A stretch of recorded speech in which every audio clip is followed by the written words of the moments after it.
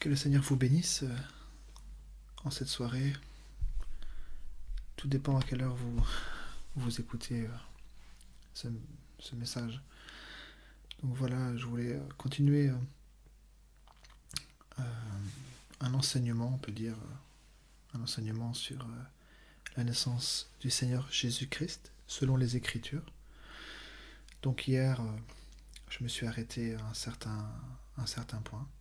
Et aujourd'hui, je voulais continuer toujours à travers les Écritures pour que nous puissions voir ce que Dieu dit à travers sa parole, toujours concernant notre Seigneur qui est né.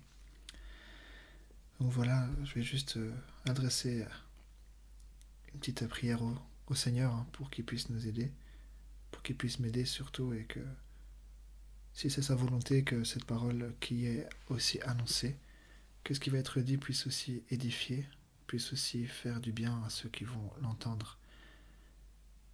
Voilà, que le Seigneur vous bénisse. Seigneur, tu vois, tu as vu toute cette journée, Seigneur. Qui suis-je, Seigneur, pour prendre ta parole? Mais le désir de pouvoir partager des choses que tu mets sous mon cœur s'y trouve, Seigneur. Je te prie de pouvoir me regarder à travers ta miséricorde, Seigneur, de pouvoir me voir à travers, Seigneur, ta justice, Seigneur, ce que tu as fait en Jésus-Christ pour moi, Seigneur. Et non seulement pour moi, mais aussi pour le monde entier. Non seulement pour mes péchés, mais aussi pour ceux du monde entier, Seigneur. Je te prie de pouvoir me pardonner, Seigneur, là où j'ai manqué, là où je n'ai pas fait ce qui était juste devant ta face, Seigneur, que tu puisses me purifier, me pardonner malgré, Seigneur, afin que ce qui va sortir aussi, Seigneur, oh Dieu, que tu puisses conduire, Seigneur, toutes les paroles qui vont sortir de ma bouche, que cela, Seigneur, soit conduit par toi, si tu le veux bien, Seigneur, en cette soirée. Prends le contrôle de tout, viens oindre, viens vivifier, Seigneur, oh Dieu, ta parole.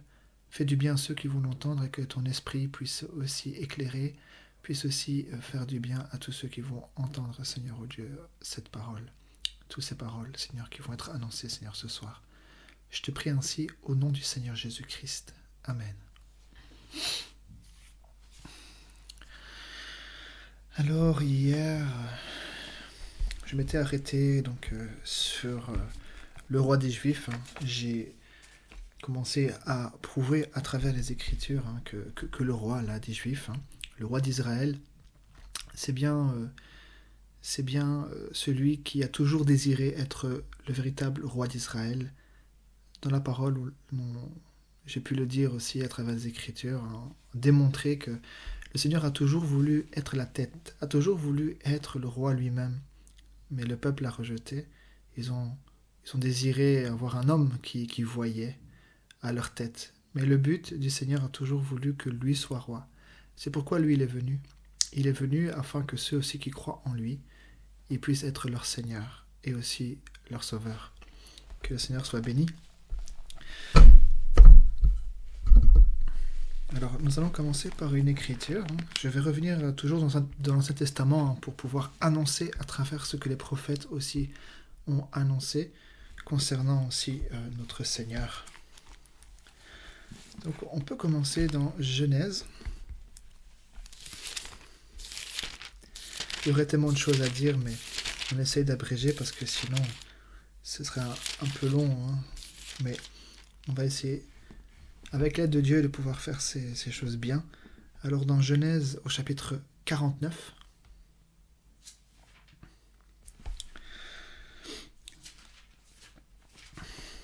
je vais lire à partir du premier verset, mais après je vais sauter quand même.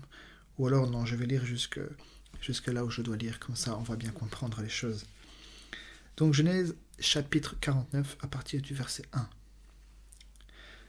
Jacob appela ses fils et dit : Assemblez-vous, et je vous annoncerai ce qui vous arrivera dans la suite des temps. Jacob rassemble ses enfants et il dit : Je vous annoncerai ce qui arrivera dans la suite des temps. Donc Jacob, là, il a assemblé ses enfants pour annoncer, pour pouvoir parler de la part de Dieu concernant aussi ses enfants, donc les tribus de Jacob, les tribus d'Israël. Il dit, verset 2, il dit « Rassemblez-vous et écoutez, fils de Jacob, écoutez Israël, votre père. Ruben, toi, mon premier-né, ma force et les prémices de ma vigueur, supérieur en dignité et supérieur en puissance. Impétueux comme les eaux, tu n'auras pas la prééminence, car tu es monté sur la couche de ton père, tu as souillé ma couche en y montant. Siméon et Lévi sont frères, leurs glaives sont des instruments de violence. Que mon âme n'entre point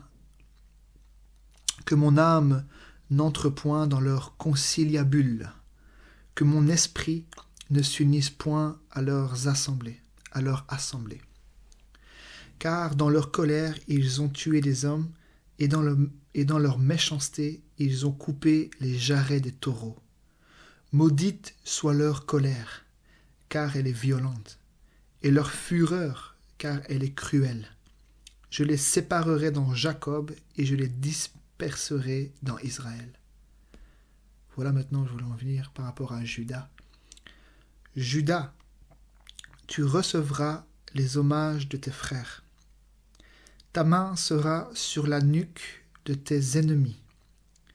Les fils de ton père se prosterneront devant toi. Je fais une parenthèse. Les fils de ton père se prosterneront devant toi. C'est merveilleux. Les fils de ton père se prosterneront devant toi. Juda est un jeune lion. Verset 9. Tu reviens du carnage, mon fils.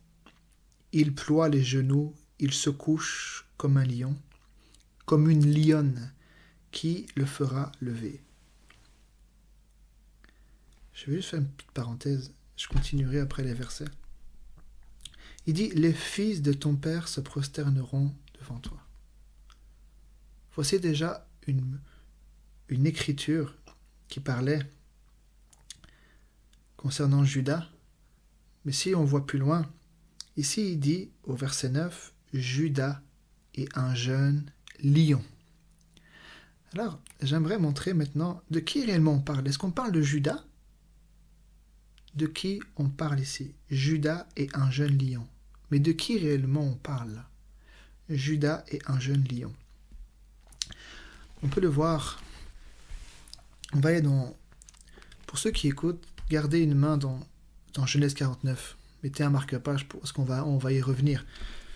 On peut aller dans Apocalypse. Apocalypse.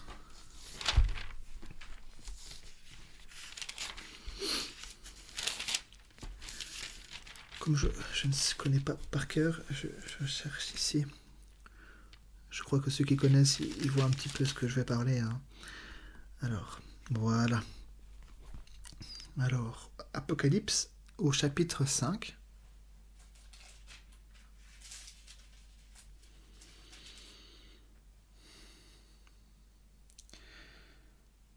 À partir du verset 1. Puis je vis dans la main droite de celui qui était assis sur le trône, dans la main droite de celui qui était assis sur le trône, un livre écrit en dedans et en dehors, scellé de 7 sceaux. Et je vis un ange puissant, qui criait d'une voix forte, qui est digne d'ouvrir le livre et d'en rompre les sceaux? Et personne, dans le ciel, ni sur la terre, ni sous la terre, ne put ouvrir le livre, ni le regarder. Et je pleurais beaucoup de ce que personne ne fut trouvé digne d'ouvrir le livre, ni de le regarder. Et l'un des vieillards me dit, ne pleure point. Voici, qui ça? Voici le lion de la tribu de Juda. Qui est ce lion de la tribu de Juda? Nous avons lu dans Genèse 49, il dit Juda est un jeune lion. Et ici, il dit voici le lion de la tribu de Juda. le rejeton de David a vaincu pour ouvrir le livre et ses 7 sceaux. Vous voyez, déjà ici, nous voyons que le Seigneur avait déjà annoncé quelque part. Ça peut paraître un peu caché, mais nous voyons dans Genèse 49, on va y retourner, dans Genèse 49, si vous le voulez bien. Dans Genèse 49, à partir du verset 9, Judas est un jeune lion. Vous voyez l'accent? Judas est un jeune lion. Et dans Apocalypse, en parlant du Seigneur Jésus, tout le monde sait que c'est lui qu'on parle. Il dit, voici le lion de la tribu de Judas. Ah.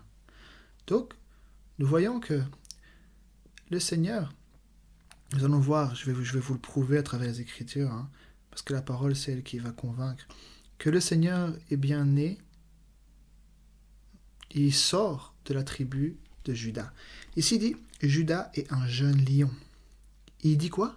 Écoutez, au verset 9, deuxième phrase, il dit, tu reviens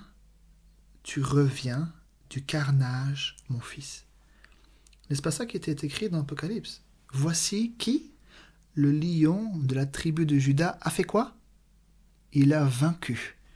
Et qu'est-ce qu'il dit ici? Tu reviens du carnage qui? Mon fils. Vous voyez? C'était déjà quelque chose qui était déjà annoncé, déjà. Peut-être caché. Mais là, nous avons la révélation. Que celui-là dont on parle, là, il dit, tu reviens du carnage, mon fils, ce n'est pas Judas. Judas n'est pas revenu du carnage, lui. Non. Mais celui qui sort de Judas, celui-là, le lion, là, de la tribu de Judas, qu'est-ce qu'il a fait? Il a vaincu. Il est revenu du carnage. Tout ce qu'on lui a fait subir, sa mort, qu'est-ce qui s'est passé? Dieu l'a ressuscité d'entre les morts. Il est revenu du carnage. C'était un carnage.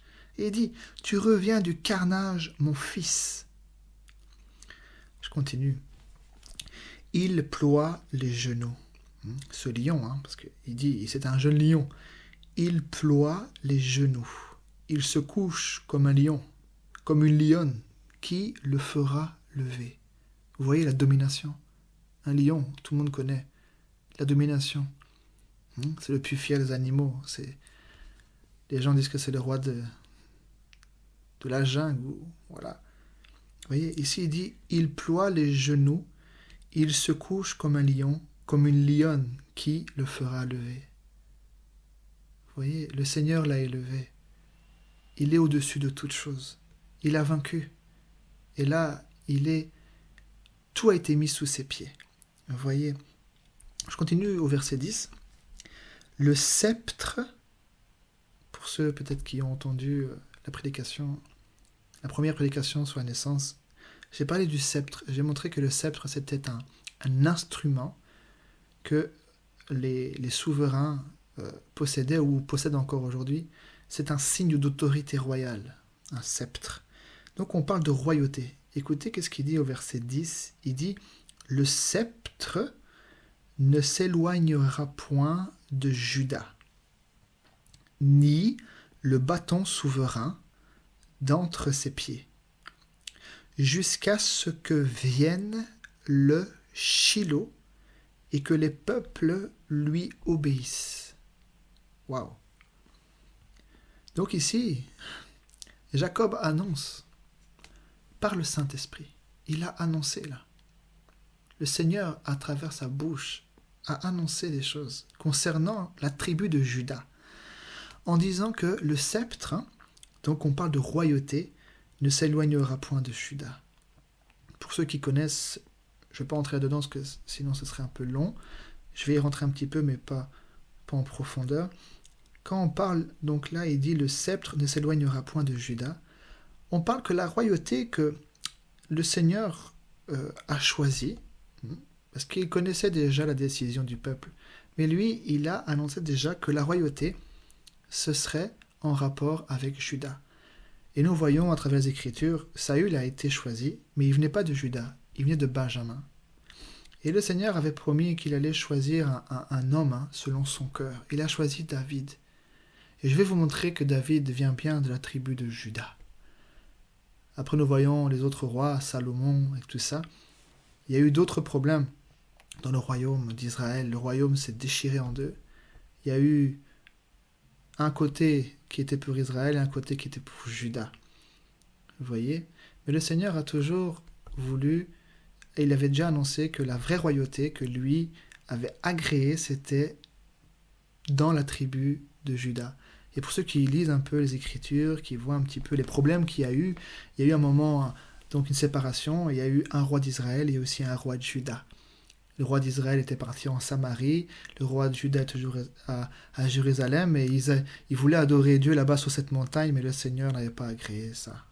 Le Seigneur avait choisi Jérusalem. Il n'avait pas choisi la montagne de Samarie. Donc, nous voyons ici que le Seigneur, il avait déjà annoncé que la royauté, elle ne s'éloignerait point de Juda. Et il dit, ni le bâton souverain d'entre ses pieds, verset 10, jusqu'à ce que.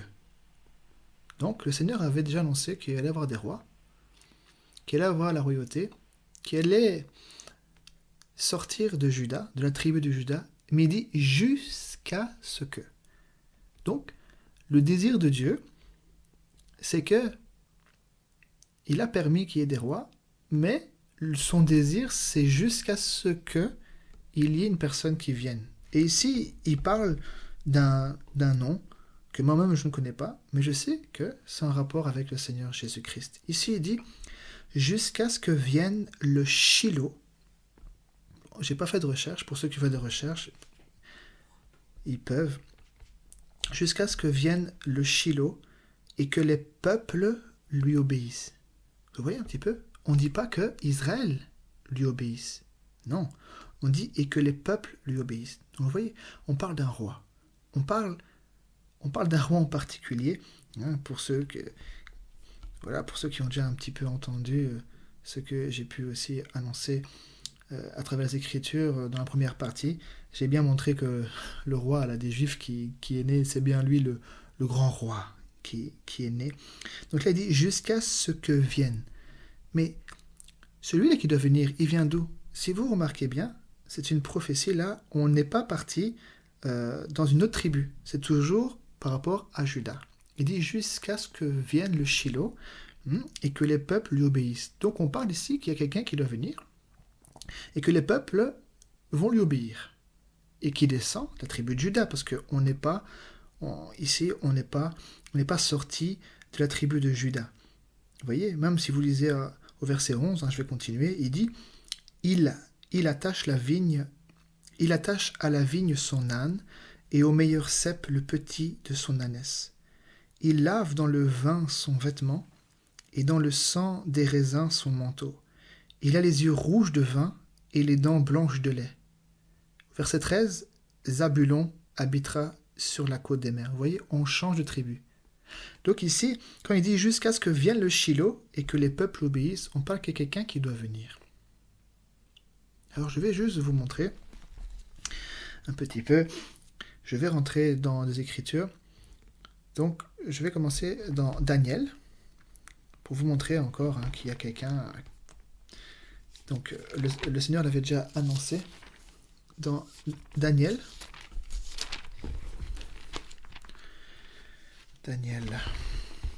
Donc le prophète Daniel.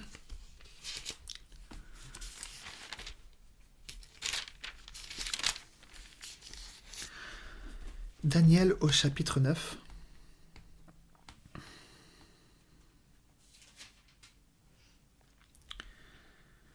Alors, à partir du verset 24. Daniel chapitre 9, à partir du verset 24.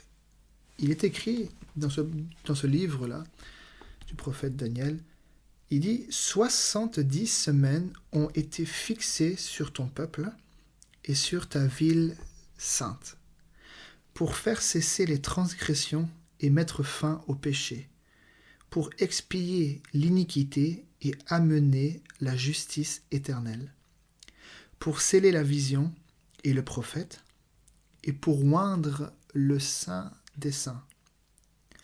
Sache-le donc et comprends. Depuis le moment où la parole a annoncé que Jérusalem serait rebâtie, jusqu'au qui? Jusqu'au Messie. Vous voyez? C'est un peu le même langage que là, Jacob a utilisé, étant inspiré par le Saint-Esprit, jusqu'à ce que vienne le Shiloh. Et là, il dit, donc il dit, depuis le moment où la parole a annoncé que Jérusalem sera rebâtie jusqu'au Messie, virgule, au conducteur. Il y a 7 semaines et 62 semaines. Bon, je ne rentre pas dans les détails, c'est un sujet qui est très compliqué. Et moi, je ne connais pas trop bien ce sujet, donc je ne rentre pas là-dedans. Mais c'est pour montrer, là qu'on parle, que ça avait déjà été annoncé encore concernant le Messie, concernant ce chef-là, qui devait venir, donc concernant le Christ. Il dit donc jusqu'au Messie, au conducteur. Vous voyez? Il est écrit au conducteur. Encore une fois, souvent je le répète et c'est vrai, même moi le Seigneur m'éclaire par rapport à ces choses-là. Vous voyez, normalement au bon français, quand on met une phrase, on ne met pas une majuscule en plein milieu d'une phrase. Non. On met une majuscule en début de phrase. Mais là, il est dit jusqu'au Messie avec un grand M. Donc c'est le Messie, virgule, au conducteur avec un grand C. Vous voyez? Donc ce n'est pas un conducteur, ce n'est pas un Messie, mais on parle le Messie, on parle le conducteur du conducteur. Donc vous voyez, c'est le conducteur là qui est annoncé. C'est pas un conducteur, c'est pas David, Salomon, non. On parle bien du Messie, du conducteur. Il dit, il y a 7 semaines et 62 semaines, les places et les fossés seront rétablis, mais en des temps fâcheux. Après les 62 semaines, le Messie sera retranché. Vous voyez, c'était déjà annoncé. Que ce Messie là qui allait venir, il allait être retranché de la terre. On allait le faire mourir. Et il dit, après les 62 semaines, le Messie sera retranché et il n'aura pas de successeur. Oh, que c'est merveilleux. Et il n'aura pas de successeur. Vous voyez, est-ce que vous comprenez que le Seigneur a toujours voulu être roi? Et après lui, il n'y a pas de successeur. Il n'y aura pas un autre roi en Israël. C'est lui qui a été annoncé, c'est lui qui est venu, c'est lui qui est parti, c'est lui qui veut régner. Pour Israël, ils font passer par un autre chemin, mais le but c'est qu'ils reconnaissent lui en tant que Seigneur, pour qu'il règne sur eux, comme il a toujours voulu au départ. Vous voyez? Donc ici, il dit bien, après les 62 semaines, verset 26, le Messie sera retranché. Quand on parle de retranché, la Bible en parle, il a été retranché de la terre des vivants. Dans Ésaïe, chapitre 53, il dit, il a été retranché de la terre des vivants. Donc on parle bien de la mort, on parle bien qu'il a été enlevé. Il était de passage, mais maintenant il allait être retranché. Il lui dit, le Messie sera retranché et il n'aura pas de successeur. Vous voyez? Donc, quand le Seigneur, là, il annonce à travers Jacob ce qui doit arriver pour ses fils, concernant Juda. Il parle que la royauté ne s'éloignera point de Juda.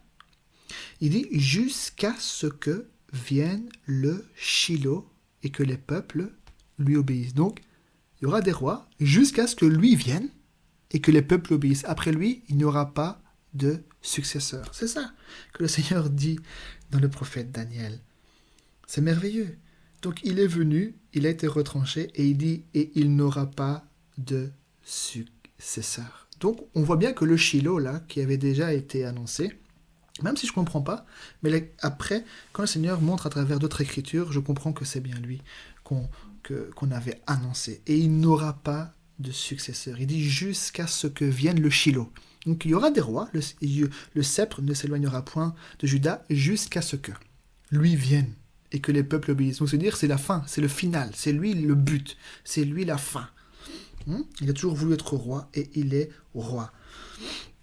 Verset, je continue pour finir cette petite phrase, donc au verset 26 au milieu, il dit « Le peuple d'un chef qui viendra, détruira la ville et le sanctuaire, et sa fin arrivera comme par une inondation.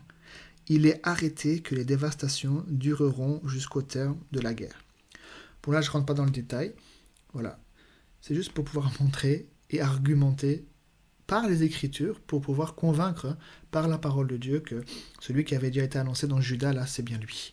Je vais continuer avec l'aide de notre Seigneur Jésus-Christ.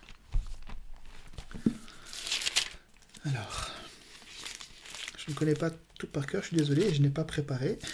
Je me suis lancé. Alors, je vais juste retrouver cette écriture-là pour que nous puissions en être édifiés. Donc, dans Deutéronome, on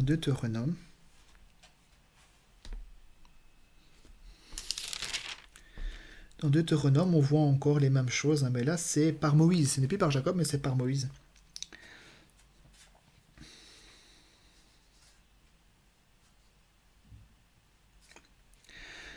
Deutéronome, chapitre 33. Je vais lire le premier verset jusqu'au verset 7. Voici la bénédiction par laquelle Moïse, homme de Dieu, bénit les enfants d'Israël avant sa mort. Il dit : L'Éternel est venu du Sinaï. Il s'est levé sur eux de Zéhir. Il a resplendi de la montagne de Paran. Et il est sorti du milieu des saintes myriades. Il leur a de sa droite envoyé le feu de la loi. Oui, il aime les peuples. Tous ses saints sont dans ta main. Ils se sont tenus à tes pieds. Ils ont reçu tes paroles. Moïse nous a donné la loi, héritage de l'assemblée de Jacob. Il était roi en Israël, un petit R, il était roi en Israël, quand s'assemblaient les chefs du peuple et les tribus d'Israël. Que Ruben vive et qu'il ne meure point, et que ses hommes soient nombreux. Voici sur Juda ce qu'il dit. Écoute, ô Éternel, la voix de Juda. Voyez ? Écoute, ô Éternel, la voix de Juda, et ramène-le vers son peuple. Que ses mains soient puissantes, et que tu lui sois en aide contre ses ennemis. Voilà, donc là encore, c'est juste une petite parole pour pouvoir montrer qu'il y avait encore des choses qui avaient été annoncées sur Juda. Mais là, je ne sais pas, je ne vais pas rentrer là-dedans, parce que ça s'éloigne un petit peu de ce que j'ai voulu dire concernant le Christ. Donc je vais continuer pour montrer certaines choses. Donc, dans Matthieu au chapitre 1,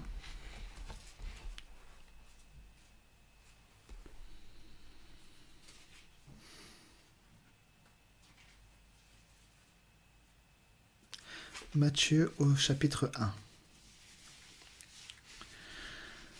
On va lire à partir du verset 1. Il dit : Généalogie de Jésus-Christ, fils de David, fils d'Abraham. Abraham engendra Isaac. Isaac engendra Jacob. Jacob engendra Judas et ses frères. Vous voyez ? On marque, Jacob engendra Judas. Il aurait pu commencer par Jacob engendra Lévi ou engendra Ruben. Le premier-né, c'était Ruben. Mais là, il dit Jacob engendra Judas et ses frères. Donc, on voit bien qu'il y a quelque chose concernant Judas. Et justement, on le voit au verset 3. Il ne commence pas par Lévi, Siméon ou par Ruben. Il dit Judas engendra de Tamar, Péretz et Zara. Péretz engendra Ezrom, Ezrom engendra Aram. Aram engendra Aminadab, Aminadab engendra Naasson, Naasson engendra Salmon. Salmon engendra Boaz de Rahab. Boaz engendra Obed de Ruth. Obed engendra Isaï. Engendra David. Je fais juste une petite parenthèse.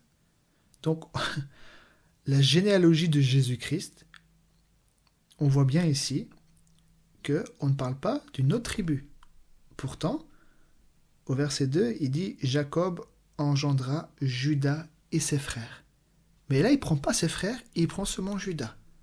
Au verset 3, Judas engendra. Et puis on voit toute la suite, il engendra, il engendra, il engendra. Et puis nous voyons, au verset 6, Obed engendra Isaïe, Isaïe engendra David. Donc nous voyons que David, il vient bien aussi de la tribu de Juda. Le roi David, verset, donc c'est la suite, le roi David engendra Salomon de la femme d'Uri. Salomon engendra Roboam, Roboam engendra Abira, Abira engendra Asa, Asa engendra Josaphat, Josaphat engendra Joram, Joram engendra Osias, Osias engendra Joatam, Joatam engendra Achaz, Achaz engendra Ézéchias, Ézéchias engendra Manassé, Manassé engendra Amon, Amon engendra Josias, Josias engendra Jéconias et ses frères au temps de la déportation à Babylone.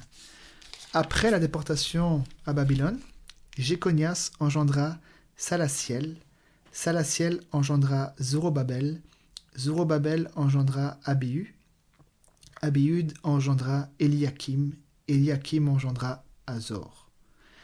Azor engendra Sadok, Sadok engendra Hachim, Hachim engendra Eliud, Eliud engendra Éléazar, Éléazar engendra Matan, Matan engendra Jacob, Jacob engendra Joseph, l'époux de Marie, de laquelle est né Jésus qui est appelé Christ.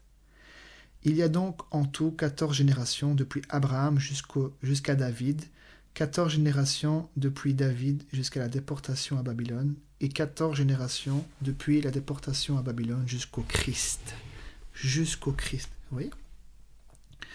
Donc ici, nous avons la preuve que le Seigneur, il sort de la tribu de Juda. Quand vous lisez au verset 16, il dit « Jacob engendra Joseph ». Bon, le Jacob là, ce n'est pas le fils d'Abraham, le premier, c'est un autre Jacob. Jacob engendra Joseph, l'époux de Marie, de laquelle est né Jésus qui est appelé Christ. Vous voyez ? Donc c'était déjà annoncé que le Seigneur allait sortir de Juda. Maintenant, si le Seigneur le veut bien, je vais rentrer un peu plus dans le détail pour pouvoir démontrer que le Seigneur devait sortir non seulement de Juda, mais particulièrement aussi de la maison de David. Alors que le Seigneur puisse conduire ces autres paroles. Avec l'aide de Dieu, nous arriverons. Alors, je vais reprendre dans Luc. Luc au chapitre 1.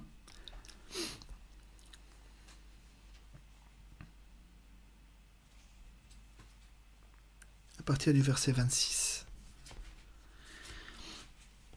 Luc 1, verset 26. Il dit « Au 6e mois, l'ange Gabriel fut envoyé par Dieu dans une ville de Galilée appelée Nazareth, auprès d'une vierge fiancée à un homme de la maison de David. » Nous venons de voir que, effectivement, Joseph descend bien de la maison de David. Son père s'appelait Jacob, mais il vient bien de la maison de David. Il dit auprès d'une vierge fiancée à un homme de la maison de David nommé Joseph.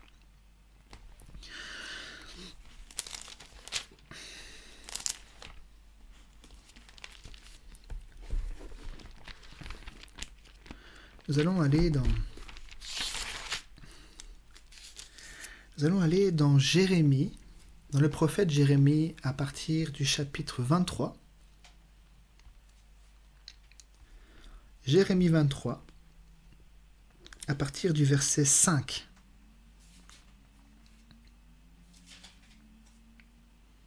Donc je vais montrer dans les Écritures que c'était déjà annoncé qu'il allait avoir un rejeton, qui allait avoir un germe qui allait sortir là de la maison de David, qu'on appelle aussi le germe de l'Éternel, en parlant aussi, donc ça parle aussi concernant le Seigneur Jésus.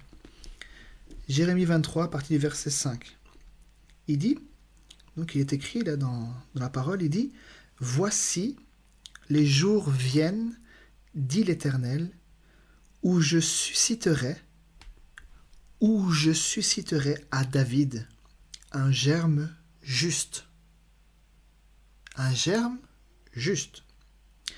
Il régnera en roi et prospérera. Il pratiquera la justice et l'équité dans le pays. En son temps, Juda sera sauvé. Israël aura la sécurité dans sa demeure. Et voici le nom dont on l'appellera. Comment ? L'Éternel, notre justice. Vous voyez ? Nous voyons ici dans l'Écriture, je vais reprendre pour décortiquer, Jérémie 23, verset 5, il dit « Voici les jours viennent, dit l'Éternel, où je susciterai à David un germe juste. » Le Seigneur a annoncé qu'il allait susciter à David un germe juste. David lui-même a pu dire « Ma mère m'a conçu dans le péché. » Mais là, ici, il dit « Je susciterai à David un germe juste et il régnera en roi. » On pourrait croire ici qu'il parle de Salomon, parce que son fils aussi était roi. Il y a eu d'autres rois. Mais là, il dit « Un germe juste, il régnera en roi. » Encore ici, on parle de roi. Il régnera en roi.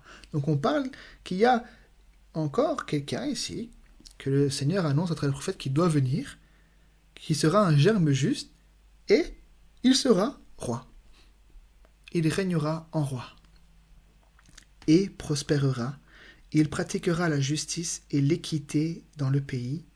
En son temps, Juda sera sauvé. Israël aura la sécurité dans sa demeure. Et voici le nom de ce germe juste-là, que le Seigneur va susciter à David. Et voici le nom dont on l'appellera. Comment ? L'Éternel, notre justice. Waouh, c'est merveilleux. Donc il y a quelqu'un qui doit sortir de David, et on dit, son nom sera l'Éternel, notre justice. Nous avons encore ici une preuve que l'Éternel est venu en chair, que le Seigneur est venu, il est né en tant qu'homme. Il est né en tant qu'homme sur la terre. Et il est venu. Et quand les mages l'ont vu, il dit, où est le roi ? Il est où le roi des Juifs qui vient de naître ? Nous avons vu son étoile en Orient. Vous voyez ? Je vais encore continuer par des écritures. On peut aller dans Ésaïe au chapitre 4.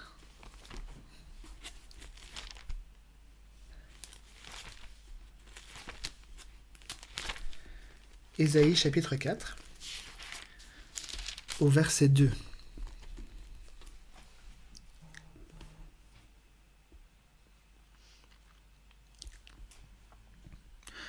Ésaïe 4, au verset 2, il dit « En ce temps-là, le germe de l'Éternel aura de la magnificence et de la gloire, et le fruit du pays aura de l'éclat et de la beauté pour les réchappés d'Israël. » Donc là encore, ici, dans cette écriture, le Seigneur annonce, il dit « En ce temps-là, le germe de l'Éternel. » Donc quand on parle d'un germe, on parle d'une semence qui a été mise et elle a germé. Ici, il dit « le germe de l'Éternel ». Donc c'est-à-dire que c'est une semence que lui a mis en terre, qu'il a mis et elle a germé. Donc, je vais continuer sur ce terrain-là. Je vais reprendre ici, un petit instant.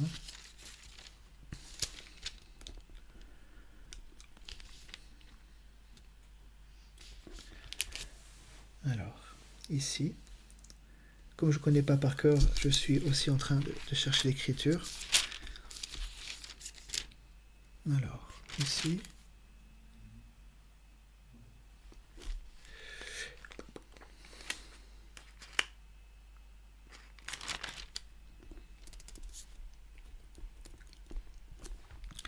Voilà, donc c'est dans Zacharie. Zacharie, ici.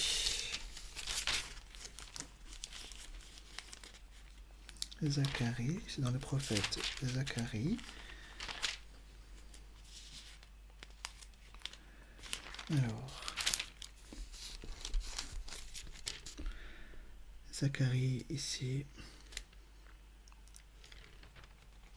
Il faut que je trouve. Voilà. Alors, Zacharie au chapitre 6. Zacharie chapitre 6, à partir du verset 12. Il est écrit, tu lui diras, ainsi parle l'Éternel des armées. Voici un homme dont le nom est Germe. Le Seigneur avait dit là dans Ésaïe 4, verset 2, il dit, en ce temps-là, le germe de l'Éternel.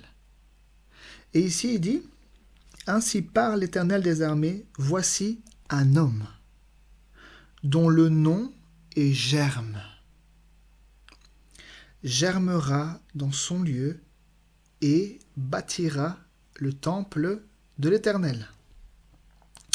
Il bâtira le temple de l'Éternel, il portera les insignes de la majesté, il s'assiera et dominera sur son trône, il sera sacrificateur sur son trône, et une parfaite union régnera entre l'un et l'autre. Voyez ? Encore là, le Seigneur parle de germe. Là-bas, dans Jérémie 23, c'était « Voici, je susciterai à David un germe juste ». Dans Ésaïe 4, il dit « Voici le germe de l'Éternel ». Et ici, il dit « Voici un homme dont le nom est Germe. Germera dans son lieu et bâtira le temple de l'Éternel. » Ah. Si on lit comme ça, on pourrait croire qu'on parle de Salomon. Parce que ce n'est pas David qui a bâti le temple de l'Éternel. C'est Salomon son fils. Mais ici, si vous remarquez bien, il dit « Ainsi parle l'Éternel des armées, voici un homme dont le nom est Germe, germera dans son lieu et bâtira le temple de l'Éternel. Il bâtira le temple de l'Éternel, il portera les insignes de la majesté, il s'assiera et dominera sur son trône, il sera sacrificateur sur son trône. » Je ne rentre pas dans les détails, mais c'est simplement pour vous dire que Salomon n'était pas sacrificateur. Et encore moins souverain sacrificateur. Donc ici, on ne parle pas de Salomon. Nous parlons bien du Seigneur Jésus-Christ. Je pourrais prouver ça par les Écritures, mais je ne vais pas entrer, parce que ça prend trop de temps. Mais celui qui est souverain sacrificateur sur son trône, aujourd'hui, c'est le Seigneur Jésus-Christ. Donc ici, il dit au verset 13, il dit « Il bâtira le temple de l'Éternel ». Quand il est venu, il avait dit aux religieux qui étaient devant lui, il dit « Détruisez ce temple ici, et en 3 jours je le relèverai. » Et eux, ils étaient choqués. Il dit « Mais ce temple-là, il a fallu 40 et des années, et toi, en 3 jours, tu vas le relever. » Et la Bible dit, il ne parlait pas de ça, il parlait du temple de son corps. C'est lui le vrai temple du Saint-Esprit, le premier véritable temple du Saint-Esprit, c'est lui. Et qu'est-ce qu'il a dit ? Dans sa parole, il dit, c'est moi Jésus, il dit, je bâtirai mon église. Et là, il parle du temple de l'Éternel.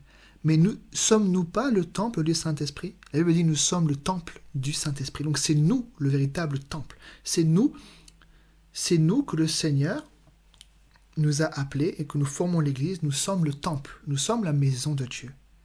Donc lui, il est le premier temple et il a dit, je bâtirai mon église. Donc là, il le dit bien, il bâtira le temple de l'Éternel, Il portera les insignes de la majesté. Il s'assiera et dominera sur son trône. Il sera sacrificateur sur son trône. Amen. Ça va continuer C'est vrai que j'ai un peu écarté, mais je vais revenir. Ce sont des paroles qui parlent par rapport aux germes. Je vais argumenter par les Écritures, mais c'est surtout concernant la maison de David, pour pouvoir prouver que Jésus, il sort bien de la maison de David. Alors nous allons aller dans Ésaïe, au chapitre 11.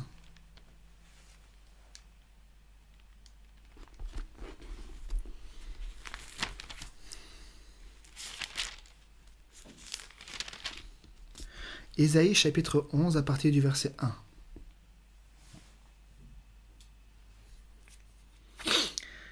Il dit, puis, un rameau sortira du tronc d'Isaïe, et un rejeton naîtra de ses racines. Nous avons lu tout à l'heure que Isaïe, dans Matthieu chapitre 1, Isaïe, c'est le père de David. Et ici, il dit, puis un rameau sortira du tronc d'Isaïe, et un rejeton naîtra de ses racines. Il dit, l'Esprit de l'Éternel reposera sur lui. Esprit de sagesse et d'intelligence, esprit de conseil et de force, esprit de connaissance et de crainte de l'Éternel. Il respirera la crainte de l'Éternel, il ne jugera point sur l'apparence, il ne prononcera point sur un ouï-dire, mais il jugera les pauvres avec équité, et il prononcera avec droiture un jugement sur les malheureux de la terre. Il frappera la terre, celui-là, le rejeton là qui est né, il dit, il frappera la terre de sa parole, comme d'une verge, et du souffle de ses lèvres il fera mourir le méchant. La justice sera la ceinture de ses flancs, et la fidélité la ceinture de ses reins. Je vais un peu décortiquer.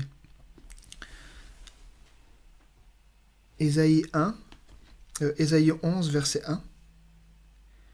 Il dit, puis un rameau sortira du tronc d'Isaïe, et un rejeton naîtra de ses racines.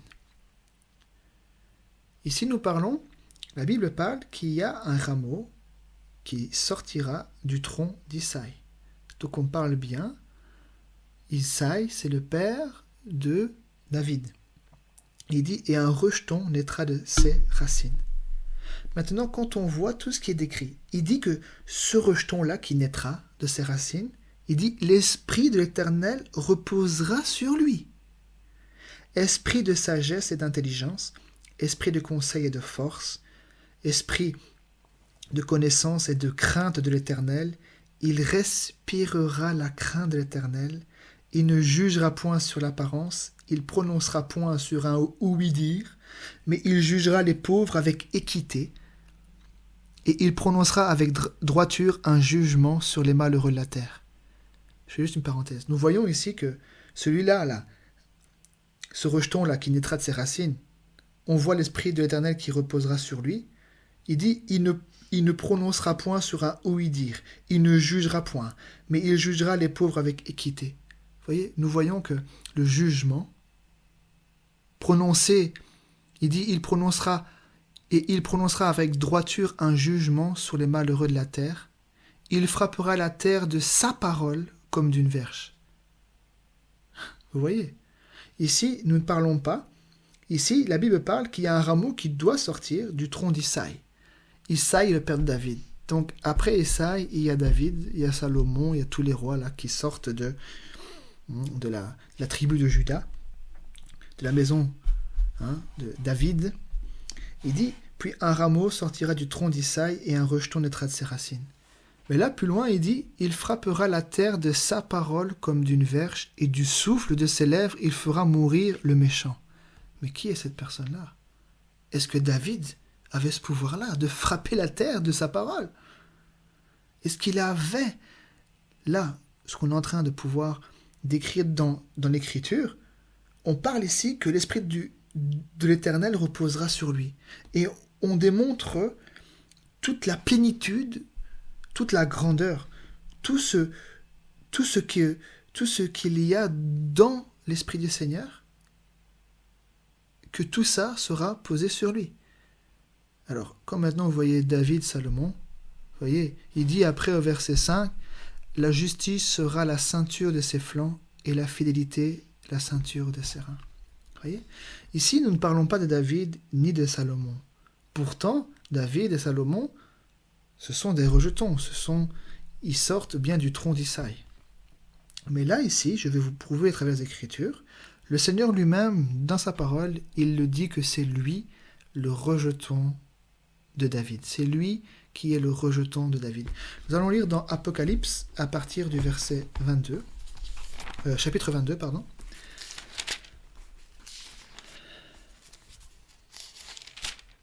Apocalypse 22.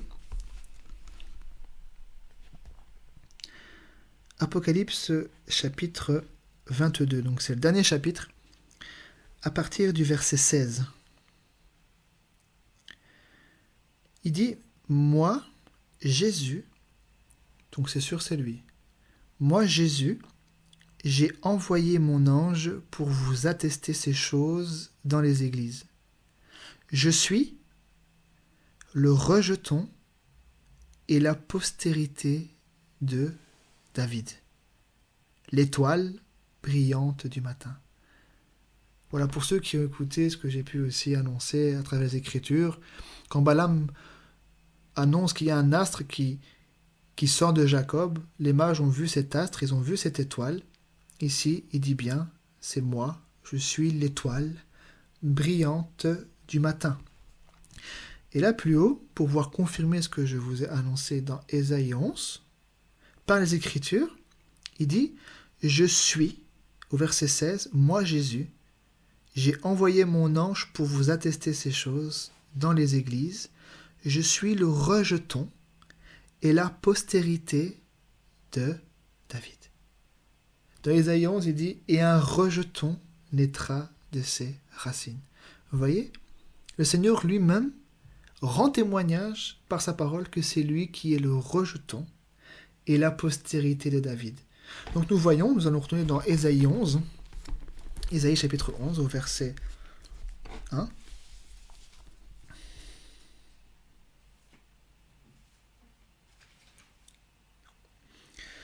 Il dit, puis un rameau sortira du tronc d'Isaïe et un rejeton naîtra de ses racines. Vous voyez, le Seigneur dit, je suis le rejeton. Je suis là, ce rejeton-là. Je suis le rejeton et la postérité de David. Et là, il dit, un rameau sortira du tronc d'Isaïe. Donc on parle d'une postérité. Isaïe, c'est le père de David. Et il le dit, je suis le rejeton et la postérité de David. Alors, je vais continuer dans le verset 2. Il dit, l'Esprit de l'Éternel reposera sur lui. Et là, il décortique. Il dit, esprit de sagesse et d'intelligence, esprit de conseil et de force, esprit de connaissance et de crainte de l'Éternel. Il respirera la crainte de l'Éternel. Vous voyez ? Donc, on parle bien qu'ici, il y a une personne qui doit sortir. Jésus rend témoignage que c'est lui. Et la Bible déclare que sur ce rejeton-là, l'Esprit de l'Éternel va reposer. Et il détaille esprit de sagesse et d'intelligence, esprit de conseil et de force, esprit de connaissance et de crainte de l'Éternel. Ici, nous parlons d'une plénitude. L'Esprit de l'Éternel agit d'une manière ou d'une autre. Il a agi d'une manière ou d'une autre par les prophètes, par l'esprit d'intelligence, par l'esprit de conseil, par l'esprit de force. Mais là, il dit que tout ça, toute cette plénitude-là, sera sur lui, va reposer sur lui. Je ne vais pas entrer dans le détail aujourd'hui par rapport à ça. Je vais simplement vous démontrer par les Écritures, du mieux du mieux que j'ai pu, selon la connaissance que j'ai, que le Seigneur Jésus-Christ sort bien de Juda. Ça avait déjà été annoncé par Jacob. Ça a été annoncé par les autres prophètes. Nous avons vu que le Seigneur avait dit « Je susciterai à David un germe juste. Il régnera en roi et prospérera. » Et puis il dit son nom là, à lui. On l'appellera l'Éternel, notre justice. Donc Jésus là, c'est bien lui qui est la justice de Dieu. Il est l'Éternel, notre justice. C'est lui-là. Parce qu'il dit, je susciterai à David un germe juste. Mais est-ce que Salomon a été appelé l'Éternel, notre justice? Est-ce que les autres rois ont été appelés l'Éternel, notre justice? Non. Le seul qui a été appelé Dieu, c'est Jésus. On a dit que c'était lui, Emmanuel, Dieu avec nous. Donc nous voyons à travers les Écritures que Jésus sort bien de Juda et particulièrement de la maison de David. C'est pourquoi le Seigneur a fait en sorte que Joseph, qui sort de la maison de David, a été fiancé avec Marie. C'est pourquoi on dit que le Seigneur aussi, il est né de la postérité de David. Parce qu'il est né dans la maison de David. Il n'y a pas eu de relation. Ce n'est pas une naissance, une postérité charnelle, non. Mais comme Marie était associée à Joseph et que Joseph est né dans la maison de David, Marie est considérée aussi comme venant, elle a été rattachée à la maison de David. Donc, elle faisait partie maintenant de la maison de David. Et Jésus est né, elle l'a enfanté. Nous savons tous comment il est né, par la vertu du Saint-Esprit, mais il vient bien de la maison de David. Donc, la Vierge là, que le Seigneur avait choisie, il savait très bien que cette Vierge là allait aussi se marier, allait être fiancée à un homme de la maison de David, parce qu'il fallait qu'il naisse aussi dans la maison de David. C'est pour ça qu'on parle, il est le rejeton et la postérité de David. Quoiqu'il n'est pas né selon la chair, il n'est pas né de Joseph, mais il est né dans la maison de David. Voilà, que le Seigneur vous bénisse. J'espère que cela a été édifiant. Il y a eu des petits bugs, il y a eu des petits moments de suspension, mais j'espère que ces paroles vous ont béni et que cela a été édifiant. Je n'ai pas préparé, je me suis un peu aventuré, mais je crois que le Seigneur aussi m'a aidé et que cela aussi va aider, va éclairer ou va instruire ou va rafraîchir ceux déjà qui connaissent toutes ces choses, ça va faire du bien. Que le Seigneur vous bénisse. Je vais juste remercier le Seigneur pour ces instants. Seigneur, que tu sois glorifié, Seigneur, pour ces instants. Tu vois, Seigneur, je n'ai rien préparé. J'avais simplement le désir de parler de toutes ces choses, mais je ne connaissais pas par cœur, Seigneur. Alors parfois j'ai dû chercher, j'ai dû, Seigneur, oh Dieu, te prier aussi dans mon cœur que tu m'aides, et je crois que tu m'as aidé aussi à pouvoir faire comprendre ce que j'ai voulu faire comprendre à travers, Seigneur, oh Dieu, ta parole. Sois glorifié pour tout ce qui a été dit, et pour tous ceux qui vont écouter aussi, que tu puisses aussi faire du bien, répandre ta bénédiction spirituelle, Seigneur, sur chacun de ceux qui vont écouter. Seigneur, oh Dieu, merci pour tout. Pardonne-moi si j'ai pu dire des choses qui n'étaient pas justes ou correctes, que tu puisses aussi me montrer, Seigneur, oh Dieu, et que tu puisses aussi aider ceux aussi qui vont écouter. Je te prie au nom du Seigneur Jésus-Christ. Amen.